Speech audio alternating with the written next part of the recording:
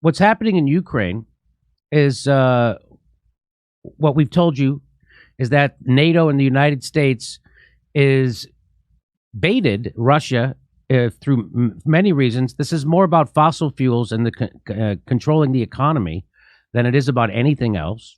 And so we overthrew the government in Ukraine in 2014, which has led to this. So we instigated this. Who did? NATO and the United States.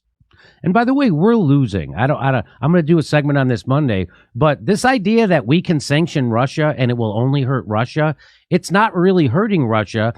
Russia's ruble is now back to pre-war rates. Why? Because they're making alliances with Saudi Arabia and China. They don't need the United States. And guess what? The dollar's tanking. Gas is $8 a gallon in Los Angeles. The United States dollar, being the world reserve currency, is going away, which is going to tank our economy. And they're doing it on purpose.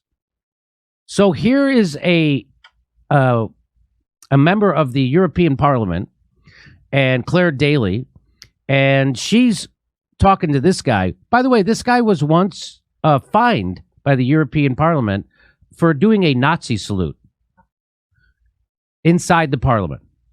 Yeah. So just so you know.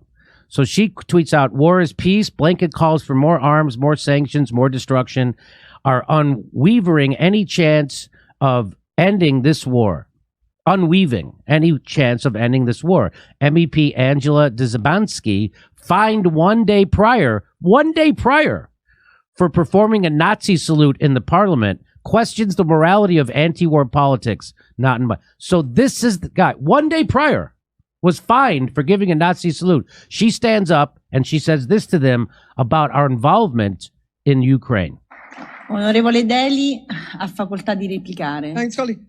I would love colleague Dzhambazki to tell me any circumstance in which NATO has played a productive role or delivered peace anywhere.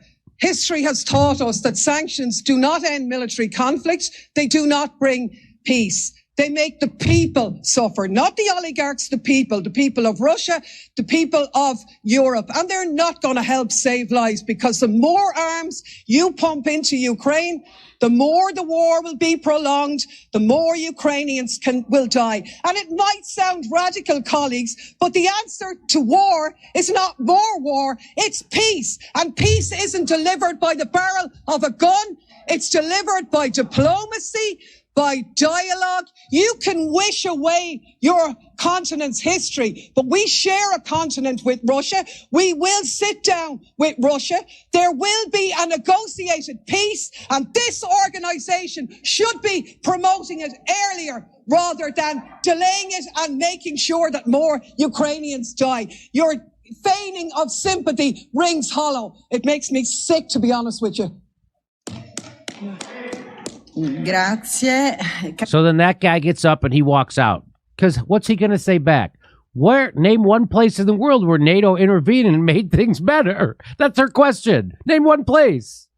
And so this is him when he left. Here he is leaving. Ready? That's him walking out. He gives the Nazi salute. I always say bye like that. I always say bye. Yeah. Goodbye. I'm in the producers. Goodbye. And so he's trying to say he was just waving. See, goodbye. So let's see. Was he just... So that was him giving the Nazi salute. He just got fined the day before for doing that. And he did it again. And that's his showing solidarity with the Nazis in Ukraine, which Putin is fighting. Go ahead. How is that even an appropriate situation to wave goodbye? Like, if you're going to storm out, why stop and wave goodbye? Yeah. Exactly like a Nazi. Yeah. Wait, I have to pay courtesy to the people I'm walking out on that I'm angry at.